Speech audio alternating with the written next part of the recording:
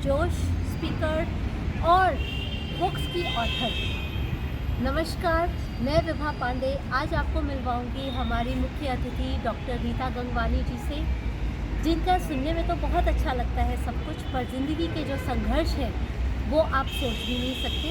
तो आइए उन्हीं की इस सफ़र के बारे में जानते हैं। थैंक यू मैम, आपने अपना कीमती समय हमें दिया। तो या तो हम मैम बुला सकते हैं या डॉक्टर रीता बुला सकते हैं या लेफ्टिनेंट बुला सकते हैं। जी, थैंक यू। तो मैम आप प्लीज बताइए अपने बारे में। मेरी पैदाइश हिमाचल प्रदेश शिमला में हुई। उस जमाने में तो बहुत छोटा होता था, अब तो बहुत बड़ा हो गया है शिमला। बट वहाँ पे मैंने जब अपनी स्कूलिंग करी सेंट थॉमस स्कूल से करी। और आई थिंक मेरी जिंदगी का जो मैं आज हूँ वो सब शुरुआत स्कूल से ही शुरू हुई। लोग अपने स्कूल की शुरुआत करते हैं अपनी डिग्रीज के लिए। मेरी शुरुआत स्कूल से हुई लाइफ स्किल्स सीखने के लिए। जिंदगी मुझे मेरे स्कूल से सीखने के लिए मिली। कद मेरा बहुत छोटा है, आप देख सकते हैं, अभी भी मैं 4 फुट 10 इंच की हूँ। स्कूल में तो अभी आप बढ़ रहे होते हैं तो आप छोटे तो होते ही हैं, बट मैं तब काफी छोटी थी, 5 फुट 7 इंच के आसपास, 6 भी बोल सकते हैं आप। मैम आपका जो प्रोफाइल है उसके बाद मुझे अपना औहदा बहुत कम लगता है। तो 4 फुट 10 इंच की बात नहीं है, आप जिस मुकाम को पहुंचे हैं वो बहुत जरूरी है। Thank you very much. वही मैं लोगों से कहती हूँ कि आज मैं जो हूँ, मैंने अपने पैरों के नीचे से हाइट नहीं बढ़ाई। हाइट बढ़ाने के लिए सिर्फ कद लंबा होना जरूरी नहीं, बहुत कुछ और ज़रूरी है जो मैं आपको अभी बताऊंगी अपनी स्टोरी के माध्यम से। स्कूल में मैं बहुत छोटी थी, वहाँ से शुरुआत करते हैं। 4th 5th तक तो बड़ा अच्छा लगता था, लाइन में सबसे आगे खड़ा करते थे, मज़ा आता था, मेरे को स्ट्रगल नहीं करना पड़ता था। लेकिन 6th 7th जो टीनेजर्स होते हैं, जैसे जैसे आप बड़े होते हैं आप सेल्फ कॉन्शियस हो जाते हैं अपने बारे में, खास करके लड़कियां। वो उम्र ही ऐसी होती कि आप सेल्फ कॉन्शियस हो जाते। तो बाकी की लड़कियां तो लंबी लंबी होती जा रही थी, मैं उतनी की उतनी, रोज घर पे जाके भी लड़ती थी। अब तब इतनी समझ नहीं थी कि हेरिडिटी भी कोई चीज होती है, अगर पेरेंट्स छोटे हैं तो आप भी छोटे हैं।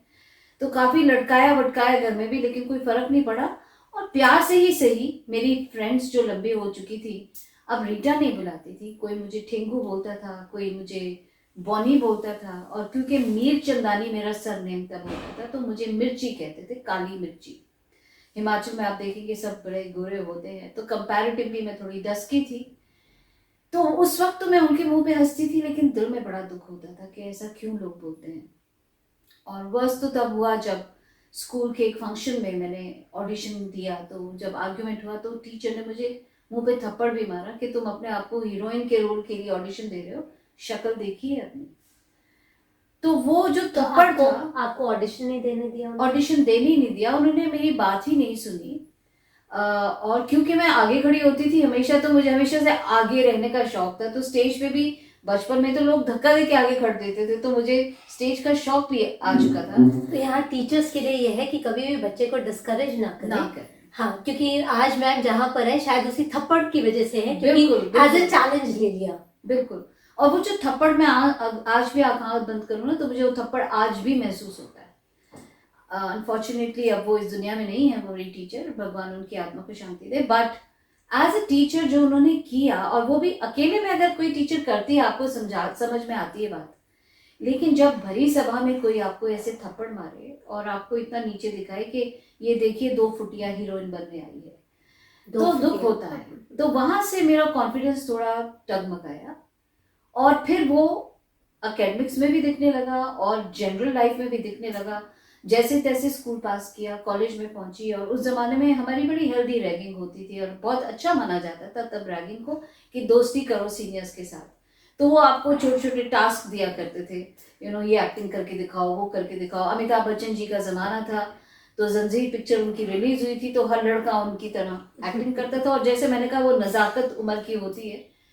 तो जिस बंदे ने मेरे को रैग किया, या जिस बंदे ने मेरे को मैक्सिमम टाइम उस टाइम में दिया, उसकी पर्सनालिटी कुछ ऐसी थी अमिताभ जी जैसी, कि वो वन साइडेड कहते हैं इनफैचुएशन, वो हो गई मुझे। और इतने हद तक कि मुझे, मतलब कॉलेज में सबसे पहले पहुंचना उसको देखने के लिए, आज क्या पहनना है, कल भी मैंने वही पहन के आना। इनफैचुएशन, आज तो ये शब्द यूज बहुत कम होता है, बट वो वन साइडेड जो अफेयर होता है ना, किसी के लिए इतना मतलब दिमाग में आ जाना, तो उस जमाने में हम बता नहीं पाते थे। पर मेरी फ्रेंड ने उसको मैसेज दिया कि सो एंड सो आपको पसंद करती है, तो जवाब में क्या आया, बिल्कुल उसी टीचर की तरह एक और थप्पड़ आया, और वो थप्पड़ शब्दों के रूप में आया कि अरे वो जो गेट पे खड़ी रहती है छुटकी सी, ना अक्ल है ना शक्ल, ना अक्ल है ना शक्ल। ये बात वो कहते हैं ना, पहला पहला प्यार एक गाना है तो आप बहुत एकदम टूट जाते हो जब आपको इस टाइप की बात उस इंसान से मिले जिसको आप एडमायर करते हो।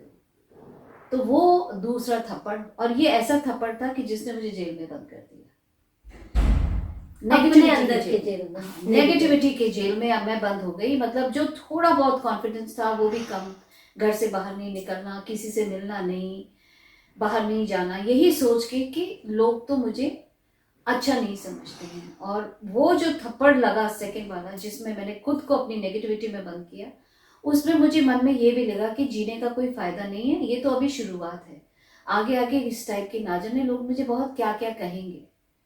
और मैंने अपनी जिंदगी का भी तब अंत करने की कोशिश करी, लेकिन शायद ऊपर वाले के कुछ और ही प्लान्स थे, बच गई। लेकिन कहते हैं ना, अभी हम बात कर रहे थे टीचर्स की, तो टीचर्स का जो रोल होता है ना जिंदगी में, बहुत इंपॉर्टेंट होता है आपकी पर्सनालिटी को बनाने में या तोड़ने में। यहाँ एक टीचर ने तोड़ दी थी, और यहाँ कॉलेज की ही एक टीचर को जब उसको पता लगा मेरी सिचुएशन के बारे में, तो वो खुद इतना चल के घर आई और उन्होंने मुझे बहुत समझाया, और मुझे उन्होंने कहा कि किसी और के ओपिनियन को अपनी रियलिटी मत बनाओ, उसको अपनी सच्चाई मत बनाओ, आपकी सच्चाई वो है जो आप खुद मन में सोचते हैं। तो मैम ने जब मुझे मेरी वैल्यूज सिखाई, तो उसके बाद रास्ते भगवान खुद ही खोलता चला गया। और न्यूज़पेपर में मैंने पढ़ा एक दिन, wanted women in the army, और ये मैं जो यूनिट की बात कर रही हूँ उसको MNS कहते हैं, मिलिट्री नर्सिंग सर्विसेज। तो उस जमाने में, जबकि मैं बात कर रही हूँ अर्ली 70s की, तो आर्मी में सारे दरवाजे लेडीज के लिए उस टाइम नहीं खुले हुए थे, कुछ ही यूनिट्स थे। या तो AMC आप डॉक्टर बन के चले जाओ, या MNS आप मिलिट्री नर्सिंग सर्विसेज में चले जाओ। अच्छा, MNS मिलिट्री नर्सिंग सर्विसेज। और मिलिट्री नर्सिंग सर्विसेज में भी आप ऑफिसर्स बनते हो, और वो भी परमानेंट कमीशन मिलता है। तो ऐसा नहीं कि आप किसी तरीके से कम हो ऑफिसर्स में, आप प्रॉपर ऑफिसर बनोगे, प्रॉपर कमीशन मिलेगा। फर्क सिर्फ ये है कि आप मिलिट्री नर्सिंग सर्विसेज में जा रहे हो और वो AMC में जा रहे हैं। और अगर आप देखें तो जो डॉक्टर्स पढ़ रहे हैं, हम भी वही पढ़ रहे हैं, और कहीं उससे ज्यादा पढ़ रहे हैं, क्योंकि जब ब्लड लेने की बारी आती है या ये सब करते हो तो डॉक्टर्स नहीं लेते, नर्सेज ही लेती हैं, क्योंकि उन्हें पता है कि कैसे लेना है। तो हमें कहीं ज्यादा उसके बारे में पता होता है कि मरीज को कैसे कंफर्टेबल करना है।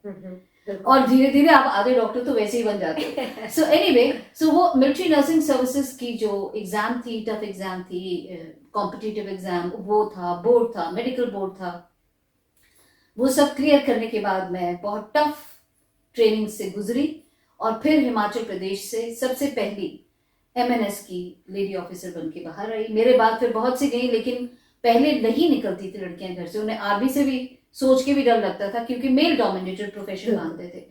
टफ होता है, लेकिन आपको खुद को टफ बनाना पड़ता है। और MNS में मैम कोई हाइट का आपको कोई क्राइटेरिया नहीं होता, MNS में कोई हाइट क्राइटेरिया नहीं। हाँ, इंटेलिजेंस चाहिए क्योंकि कॉम्पिटिटिव एग्जाम है, प्लस एक एम्पैथेटिक हार्ट चाहिए, सर्विस का एक नेचर होना चाहिए कि मैं वापस दुनिया को कुछ देना चाहती हूँ।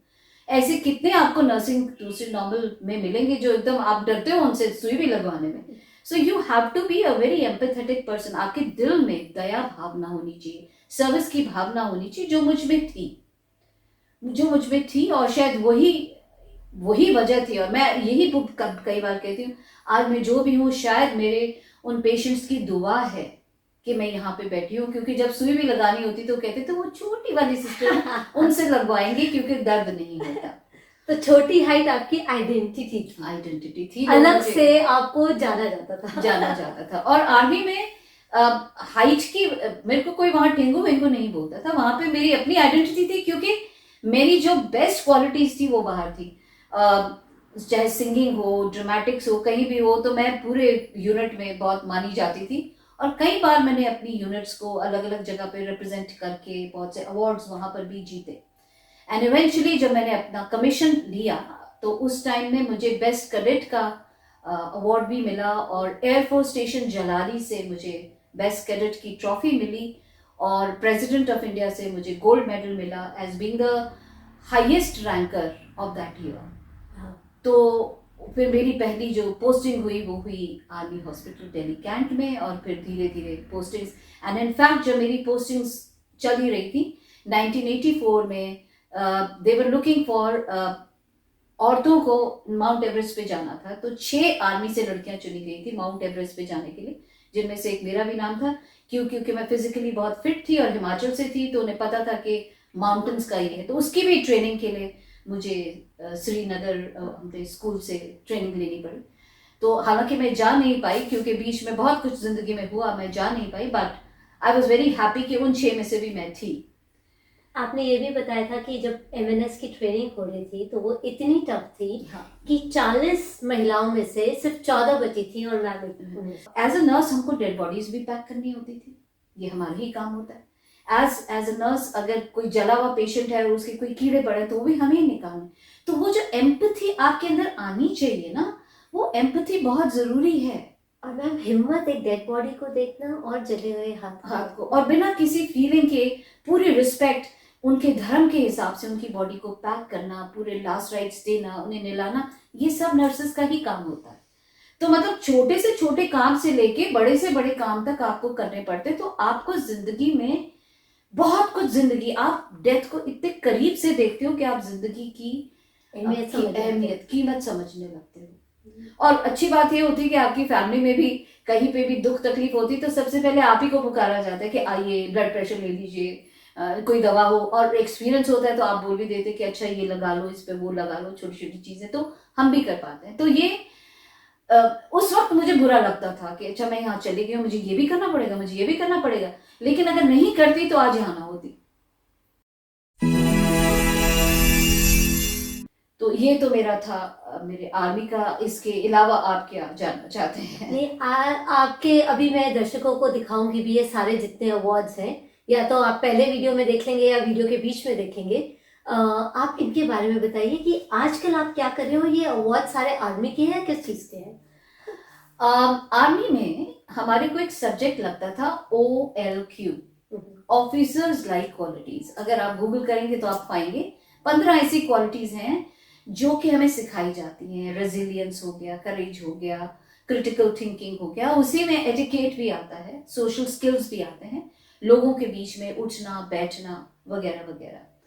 तो बहुत ही टिपिकली हमें सिखाया जाता था, आपको ऐसे खाना खाना है, कुर्सी इतनी अंदर होनी चाहिए, ये एल्बोज टेबल पे नहीं होने चाहिए, ऐसे हैंडशेक करना है, ऐसे नमस्ते करना है वगैरह वगैरह। तो जब मैं अपनी एनुअल वेकेशन पे घर जाती थी तो मैं देखती थी कि मेरे फ्रेंड्स को ये छोटी छोटी बातों का पता नहीं था। वही जो आपको गिट्ठी बुलाते थे, जो गिट्ठी बुलाते थे। इनफैक्ट जब मैं अपने यूनिफॉर्म पहन के जाती भी थी तो अब ये लोग मुझे जो पहले पत्थर फेंकते थे ना, वो यही कहते थे हमें तो पहले ही पता था, तो कुछ कर दिखाएगी। तो देखिए पलटा भी लोग बहुत फटाफट खाते हैं जिंदगी में। सो वापस यही लड़कियां मुझसे सीखती थी कि अच्छा मुझे बता ये कैसे, चम्मच कैसे पकड़ते, कांटा कैसे पकड़ते हैं, हैंडशेक कैसे करते हैं, किसी को एड्रेस करना है तो आप कैसे उसको एड्रेस करेंगे, मैं अगर कहीं बाहर जा रही हूँ मुझे क्या पहन के जाना है वगैरह वगैरह। तो मैं उन्हें सिखाती थी शौक में। और उस टाइम मुझे मन में एक ब्लूप्रिंट भी एक किस्म का बन गया कि ये एक चीज है जो पसंद भी मुझे बहुत है, और शायद मुझे लगा कि मैं पढ़ा भी अच्छा पा रही हूँ, तो जब आर्मी से निकलूंगी, जब मैं अपनी यूनिफॉर्म को हैंग करूंगी तो शायद इसी को परस्यू करूं। तो जब मैंने अपना रिटायरमेंट लिया तो उसके बाद फिर मैं सोचने लगी कि जो मैं ये करना चाहती हूँ, तो मैं जिस तरीके से सिखाती थी वो बहुत रिजिड था, डिसिप्लिन तरीका था, क्योंकि आर्मी तो डिसिप्लिन का है। उस तरीके से अगर मैं एक सिविलियन को, एक नॉर्मल इंसान को समझाती तो शायद वो रिसेप्टिव ना होता।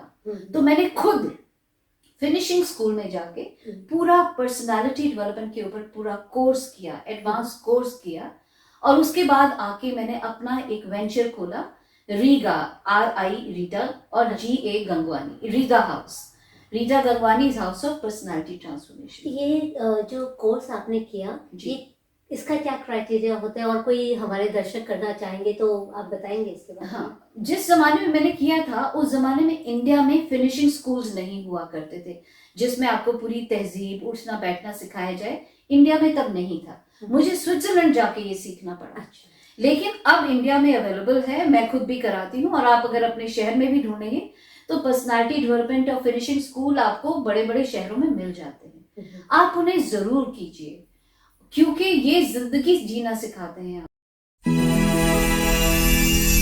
अवार्ड्स मुझे पर्सनालिटी डेवलपमेंट के लिए, मुझे पैजेंट्री के लिए, मेरे को वर्ल्ड रिकॉर्ड मिल चुका है।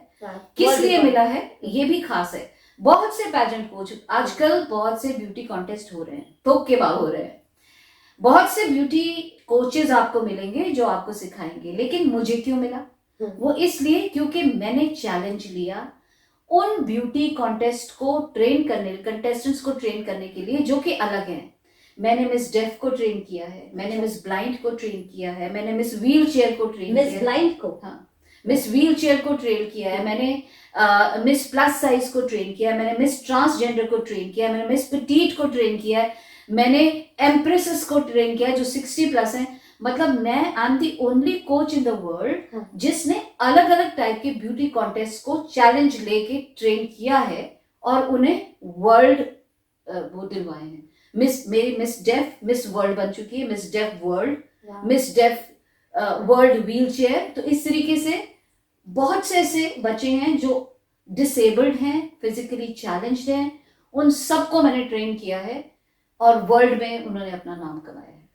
ये मैम आप ही कर सकते हो क्योंकि आपने शुरुआत में इतना अपने हाइट के लिए, आपको वैसे कम नहीं है हाइट मैम की, लेकिन अब उस जमाने में अगर आपको किया गया बोली इस बात का, तो जो अपने को, अपनी फिजिकल अपीयरेंस को की वजह से इतना विक्टिम बन चुका था। आई थिंक आप बेस्ट कोच हो मिस डेफ के लिए, मिस व्हील चेयर के लिए, उन्हें बताने के लिए कि योर पर्सनैलिटी, योर ये physical is not a limitation. True. मैं जो भी मुझे सुन रहे हैं, अगर आप में से कुछ ऐसे लोग हैं, कुछ ऐसे बच्चे हैं, तो मैं आपको ये कहना चाहूंगी कि कोई फर्क नहीं पड़ता कि आपके सर और आपके पैर के बीच में क्या है। फर्क पड़ता है कि आपके सर और आपके चिन के बीच में क्या है ये, और आप इसको कैसे इस्तेमाल करते हैं। और ये सबके पास है, ये सबके पास है। हम उसको अंधेरे में अगर डाल देंगे तो हम अंधेरे की तरफ जाएंगे, उजाले में डाल देंगे तो उजाले की तरफ लाएंगे। बिल्कुल उसी टीचर की तरह मैं आपसे कह रही हूँ, अपनी नेगेटिविटी की तरफ ध्यान ना देके अपनी पॉजिटिविटी देखिए, मुझ में क्या क्या अच्छा है, मैं क्या क्या कर सकता हूँ, और उसकी तरफ ध्यान दीजिए। कोई फर्क नहीं पड़ता कि आप फिजिकली चैलेंज्ड हैं, व्हील चेयर पे हैं, देख नहीं सकते, सुन नहीं सकते, बोल नहीं सकते, आप बहुत हेल्दी हैं, आप बहुत पतले हैं, बहुत छोटे हैं, बहुत लंबे हैं। हर किसी को चैलेंज आएगा दुनिया में, और हर कोई पत्थर खाएगा। और मैं बार बार कह रही हूँ, उन पत्थरों का ही हमने पुल बनाना है, उन पत्थरों का ही हमने पुल बनाना है। आपने एक बात बोली कि लाइफ में जब सबसे लो में हम जाते हैं, जब सबसे लो में जाते हैं तो ये सोचो अब मेरे पास तो खोने को कुछ है ही बचा ही नहीं, बचा ही नहीं है, अब जो भी आएगा वो मुझे मिलेगा ही। हाँ। सबसे कीमती है आपकी जिंदगी, वो मत खोइए, उसके बाद पाने की स्ट्रगल में लगे रहिए और जिंदगी जरूर देगी। शॉर्टकट, अब मैंने भी तो शॉर्टकट ढूंढने की कोशिश की थी ना जिंदगी में, कि शॉर्टकट ले लेती हूँ, खत्म कर लेती हूँ जिंदगी। लेकिन आप याद रखिए, आप जैसे भी आए ना कोई वजह से पैदा हुए हैं। अच्छा, अब आप अपने फैमिली के बारे में बताइए, क्योंकि फैमिली ने आपको आर्मी में कैसे जाने दिया, उसके बाद आपका ये शादी का कैसा है, और अब फैमिली कैसी है, और अब कितना सपोर्ट है फैमिली का? शादी से पहले मैं सबसे छोटी थी फैमिली में। मेरे से जो 2 भाई थे, शायद मैं अचानक से आ गई मेरे भाइयों में और मेरे में 16 और 15 साल का फर्क है। पिताजी मेरे डॉक्टर थे और ट्रांसफरेबल जॉब पे थे। माँ मैं बचपन में खो दी थी, सो पाला मुझे मेरे भाइयों ने ही, और बहुत लाडली थी मैं, क्योंकि छोटी सी थी, छोटे छोटे पैर, छोटे छोटे हाथ, तो बचपन से मुझे बेबी डॉल कहते थे। और भाई बहुत मुझे प्यार करते थे, सपोर्ट करते थे, मेरे पढ़ाई में मेरे साथ बैठते थे। और डैडी क्योंकि डॉक्टर थे तो उनके पास उतना टाइम नहीं होता था मेरे लिए, but he was very supportive, बहुत सपोर्टिव थे मेरे पिताजी। जो भी करना चाहती है करवाओ इसे, जो पहनना चाहती पहनवाओ इसे। सो बहुत सपोर्ट मिला। लेकिन आर्मी में फिर जब मैं गई तो वो बिल्कुल ऑपोजिट लाइफ हो गई। Discipline discipline discipline, time management. कहते हैं you can take a person out of the army, आप आर्मी से किसी को निकाल सकते हो लेकिन किसी के अंदर से आर्मी को नहीं निकाल सकते। तो आज भी कहीं जाना होता है तो मैं देखती हूँ कार्ड पे बारात 9 बजे, तो मैं 8:45 वहां खड़ी होती हूँ और पता लगता है बारात आ रही 12 बजे। कई बार तो बत्तियां भी मैं ही जाती हूँ ऑन करने। बट लाइफ जो मैं हूँ आज जिंदगी में, मैं पूरा श्रेय आर्मी को देना चाहूंगी। चाहे वो डिसिप्लिन हो, चाहे वो कॉन्फिडेंस हो, चाहे लोगों को फेस करना हो, हर सिचुएशन में मुझे आर्मी ने ढाला। बहुत रोई पीटी मैं क्योंकि लाडली थी और कोई चीजें मुझसे नहीं होती थी। जैसे मैंने कहा, कुछ लड़कियों ने छोड़ दिया था। सुबह सुबह 4:30 बजे परेड ग्राउंड पे हमको पहुंचना होता था अपनी पीटी परेड के लिए। और क्योंकि हम लड़कियां हैं, कुछ ऐसा वक्त भी आता है महीने में जब हमको दुख तकलीफें होती है बहुत, तो हम लोग पेट वेट पकड़ के बैठ जाया करते थे कि आज तो हमें छुट्टी मिल जाएगी। लेकिन हमें फिर भी दौड़ाया जाता था कि कहते थे if you want to make a man of someone तो put them in the army. तो वो हमको जबरदस्ती जब दौड़ाया जाता था तो हम भूल जाते थे कि हमें गलत भी है।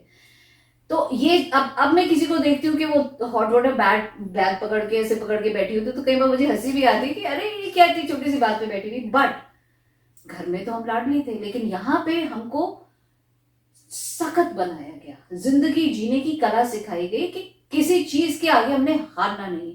टाइम मैनेजमेंट सिखाया गया कि 1 सेकंड आप दुश्मन की गोली से ऐसे हुए ना तो आर पार हो जाओगे।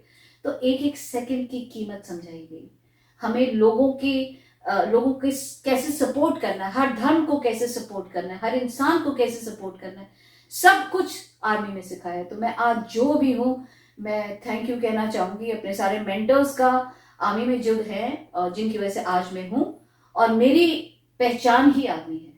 आज भी मैं यही कहती हूँ, बड़े गर्व के साथ कहती हूँ, I am retired lieutenant from Indian army. तो गर्व की बात है। And coming first from the Himachal Pradesh, वो और एक पदक है सर पे जो शायद रहेगा।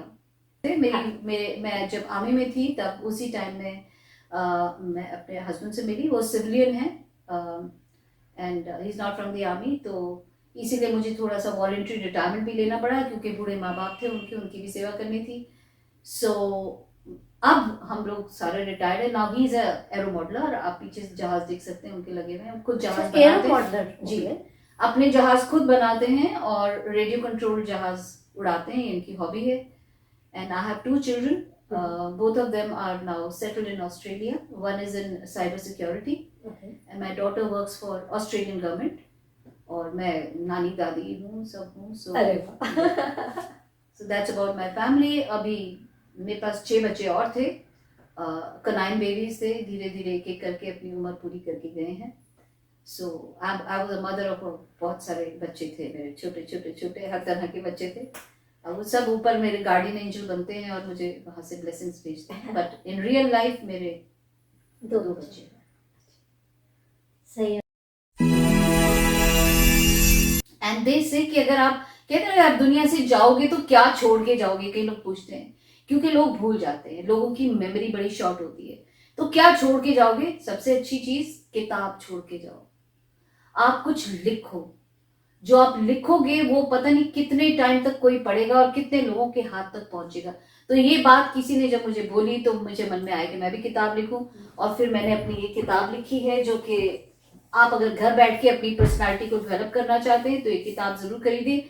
अनफॉर्चुनेटली अभी अंग्रेजी में, हिंदी में ट्रांसलेट नहीं की हुई है, बट बहुत सिंपल भाषा में है। और सबसे इम्पोर्टेंट चीज, हो सकता है आप में से कुछ लोग सुष्मिता सेन जो हमारी फॉर्मर मिस यूनिवर्स हैं उसको बहुत लोग एडमायर करते हैं, तो उन्होंने इसमें फॉरवर्ड दिया है ब्यूटी के उस पे। कहने को तो ये नाम ब्यूटी का दिया हुआ, लेकिन ये है ग्रूमिंग बाइबल। इसमें जिंदगी जीने का हर तरीका मैंने अपनी तरफ से लिखा है और बहुत जगह ये किताब गई है और पढ़ते हैं लोग और मुझे मैसेजेस आते हैं कि मैम आपकी किताब ने मेरी जिंदगी बदली। बहुत अच्छा। और हम अपनी ऑडियंस को बोलेंगे जिसको आगे आना है वो इसका हिंदी ट्रांसलेशन कर दे। हाँ, मेरी मदद कर दे ट्रांसलेट करने में, क्योंकि किताब लिखना ये भी एक चीज। अगर मैंने आपसे कहे किताब लिखना, मैंने भी जब लिखनी शुरू की थी तो एक पन्ना लिखती थी और नींद आ जाती थी। और 2 साल तक तो यही चलता, एक पन्ना लिखा, फिर 4 दिन छूट दिया, फिर 1 महीने बाद फिर एक पन्ना लिखा, होता ही नहीं था।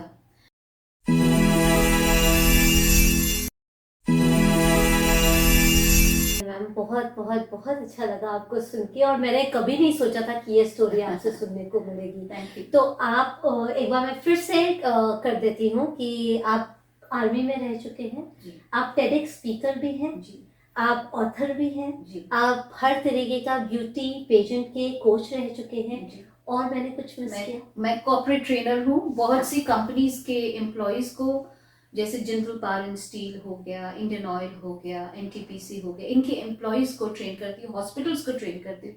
तो लोग पूछते हैं उनको क्या सिखाते हो? अगर आप एम्प्लॉयज हैं तो उनकी पर्सनल ग्रूमिंग है, यूनिफॉर्म एटिकेट है। आप कोई हॉस्पिटल है तो नर्सेस की ट्रेनिंग, कि पेशेंट के साथ आपका कैसे बिहेवियर होगा। तो कॉर्पोरेट्स में भी रहती हूँ, life skills, life skills life and fashion के वर्ल्ड में मॉडलिंग के बच्चों को सिखाती हूँ। फिल्म वाले बच्चे हैं उनकी इमेज को चेंज करती हूँ। सो बेसिकली आप बोलें कि मैं रगड़ के आपको पॉलिश करके तैयार करती हूँ, इसलिए मुझे पर्सनालिटी ट्रांसफॉर्मेशन कोच के नाम से लोग जानते हैं। और मैंने फिल्म भी करी है बाय द वे। मुझे खुद को भी बड़ा शौक था फिल्म करने का, और मुझे लगता था कि फिल्म एक रहेगी करने के लिए, तो एक फिल्म भी मैं कर चुकी हूँ जिसका नाम है दिल्ली इन अ डे। आपको नेटफ्लिक्स पे मिल जाएगी, आप वो भी देख सकते हैं। एक दो छोटे छोटे सीरियल्स भी करे हैं। तो अपने सपने में अभी भी जी रही हूँ, दो चार चीजें रह गई तो हैं, वो भी पूरी टीचर करनी है। का जो थप्पड़ था ये उनके ऊपर हाँ वापस है। तो आप अगर कभी टीचर बने तो हमेशा याद रखिएगा कि हर बच्चे के अंदर कुछ है जरूर। अगर ये नहीं तो वो नहीं तो ये, लेकिन कुछ ना कुछ हर इंसान के अंदर होता है। उसे बाहर निकालिए, निखारिए, और याद रखिए आप कुछ भी करना चाहें जिंदगी में आप कर सकते हैं। कोई बाहर का चीज आपको रोक नहीं सकता। तो हमारे चैनल का टैगलाइन है when passion meets talent. Yes. तो आपके अंदर टैलेंट है तो पैशन भी होना चाहिए, पैशन है तो टैलेंट भी होना चाहिए। दोनों चीजें अगर साथ में रहेंगी तो आप कुछ भी अचीव कर सकते हैं। एब्सोल्युटली। और आप एक और चीज आपसे पूछती हैं, क्या आप सजेस्ट करेंगे कि आजकल की जो जनरेशन है, हमारी महिलाएं हैं, बेटियां हैं जो देख रही हैं, वो आर्मी में जाएं? Of course. क्या लाइफ रहेगा, क्या अपॉर्चुनिटीज हैं आर्मी में जाने के लिए? एक तो आपने तो एमएनएस किया, आज की डेट में क्या आर्मी में चेंजेस हैं और क्या अपॉर्चुनिटीज हैं? क्योंकि हम देखते हैं कि तीनों जो टुकड़ियां हैं हमारी, वहाँ आर्मी, वहाँ हमारी महिलाएं काफी हैं। और इस बार तो आपने 26 जनवरी की परेड में देखा होगा, हमारी महिलाओं की अलग ही टुकड़ी थी, उसमें हमारे एमएनएस ऑफिसर्स भी थे। सो आर्मी की ऑलमोस्ट हर विंग में, चाहे इंजीनियरिंग हो, चाहे ट्रेनिंग्स हो, चाहे डॉक्टर्स नर्सेज हैं, मतलब इस टाइप की हर जगह इस वक्त आर्मी में लेडीज जा रही है। सिर्फ कॉम्बैट के लिए अभी नहीं ले जाती। उसकी भी वजह है क्योंकि डिबेटेबल टॉपिक है कि अगर कोई औरत लड़ते हुए प्रिजनर ऑफ वॉर बन गई तो उसके साथ क्या हो सकता है, तो लोग डरते हैं। तो शायद यही वजह होगी कि अभी तक कॉम्बैट तो नहीं, लेकिन बीएसएफ में भी, बॉर्डर सिक्योरिटी फोर्स में भी हमारी महिलाएं हैं जो हमारे बॉर्डर्स को भी सिक्योर करके रखी हैं। सो महिलाएं हर क्षेत्र में हैं, कोई ऐसी जगह नहीं जहां हम नहीं पहुंच गई हैं। तो वो जमाने गए। अगर आप कहीं भी जाना चाहें आर्मी में, एंड आप अगर देश की सेवा करना चाहते हैं तो इससे बड़ी कोई चीज नहीं हो सकती। लेकिन अगर आपको मौका नहीं मिलता देश की सेवा आर्मी जाके करने से, तो आप घर बैठे कर सकते हैं। भाई पानी बचा लो थोड़ा, आप अपनी बिजली बचा लो थोड़ी, अपने कचरे को सेग्रीगेट करो, क्योंकि आपके द्वारा किए गए एक चीज भी देश की सेवा है। क्योंकि क्लाइमेट चेंज या जो पोल्यूशन, जो चीज हम देख रहे हैं, वो हमारी बनाई हुई प्रॉब्लम्स है। तो आप देश की सेवा घर बैठ के भी कर सकते हैं। और जैसे मैंने कहा कि army of course is open doors for many thing. Tough होती है ट्रेनिंग, डेफिनेटली टफ होती है, बट अगर आप में जज्बा है तो आप कर लेंगे। And you will feel so proud जब आप वो वर्दी पहनेंगे। तो उससे सुंदर ड्रेस तो शायद कोई भी फैशन डिजाइनर नहीं बना सकता, जो कि एक वर्दी होती है, जो एक मान वर्दी पहन के आपको देता है। वो कोई भी, कितनी भी आप महंगी से महंगी डिजाइनर ड्रेस भी पहन लो तो भी वो सेटिस्फैक्शन आपको नहीं मिल सकती। मैम, आपने जैसे कहा कि महिलाएं कहीं भी जा सकती हैं, आप बेस्ट एग्जाम्पल हो। आपने आर्मी में भी काम किया, आपने ब्यूटी पेजेंट्स में भी आप काम करे, और आपने अपनी मूवीज में भी काम किया। मतलब इससे ज्यादा और क्या एग्जाम्पल हमें चाहिए कि दोनों एक्सट्रीम्स, आर्मी की कहाँ डिसिप्लिन और टफ लाइफ, और कहाँ ब्यूटी पेजेंट्स जहाँ हम सोचते हैं कि ये तो सुकुमारी महिलाएं यहाँ आई हुई है, सारी बंदी है। True true. तो जैसे आपने बात करी, तो 4 लाइनें जो मेरी बड़ी पसंद की हैं वो है, कुछ कर दिखाने के लिए मौसम नहीं, मन चाहिए। मन चाहिए। कुछ कर दिखाने के लिए मौसम नहीं, मन चाहिए, साधन सभी जुट जाएंगे, बस संकल्प का धन चाहिए। बिल्कुल। और वक्त की बात है, वक्त की बात है कि वक्त नहीं बदलता। वक्त की बात है कि वक्त नहीं बदलता, वरना वक्त के बदलने में वक्त ही कितना लगता है। सेकंडों में जिंदगी बदल जाती है। अगर आप ठान लें तो आप अपने वक्त को, अपनी जिंदगी को अपने हाथों से चेंज कर सकते हैं। करने वाले भी आप, करवाने वाले भी आप। कहते हैं सब कुछ आपके अंदर है, सिर्फ ढूंढने की देर है। बिल्कुल। और मैम इस अच्छे, इतना आपने अच्छा बोला है ना थैंक यू। कि thank you so much. Thank you. और आपका बहुत टाइम लिया, और मैं मैम से माफ़ी भी मांगना चाहूँगी। ये जितनी डिसिप्लिन मैं उतनी ही इनडिसिप्लिन। मैंने इन्हें वेट कराया, मैं लेट आई जो टाइम दिया था उससे, तो उसके लिए बहुत बहुत सॉरी। आई अंडरस्टैंड, दिल्ली जैसे शहर में हाँ, ट्रैफिक की हमेशा इश्यूज रहती है। हाँ, तो इट वाज, मैंने यही सोचा था कि आर्मी के पास जाना है, मुझे टाइम का बिल्कुल सेकंड्स का देखना चाहिए, पर यहाँ मैं लेट हो गई। No worries, no worries. अब नेक्स्ट टाइम आप इससे सीख लेके जाएंगी कि अगली बार आप आधा घंटा पहले चलेंगी। पहले निकलेंगी, सोचा तो यही था, पर सॉरी। ठीक है, thank you so much. Thank you for having me. Thank you ma'am. आपने डॉक्टर रीता गंगवानी जी के संघर्ष की कहानी सुनी। मुझे नहीं लगता कि किसी ने इतना संघर्ष किया होगा जितना उन्होंने किया, तो आपको इंस्पिरेशन तो मिली ही होगी। अगर आपको ये वीडियो अच्छी लगी तो कृपया इसे लाइक शेयर करें और लोगों के साथ भी साझा करें। बहुत बहुत धन्यवाद।